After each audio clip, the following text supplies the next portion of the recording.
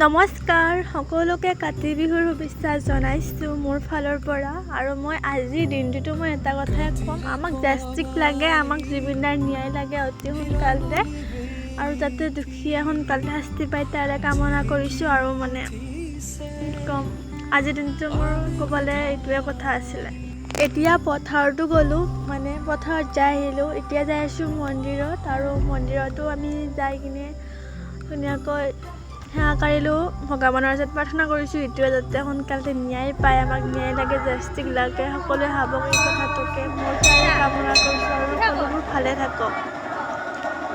এয়া আমাৰ মন্দিৰ ভাগ, সকলোকে আগৰ ভিডিঅ'ত দেখুওৱা হৈছিলে। আৰু এয়া ধুনীয়াকৈ মন্দিৰৰ পৰা আহিলোঁ। এতিয়া আমি যাই আছোঁ ঘৰ আহি পালোঁ।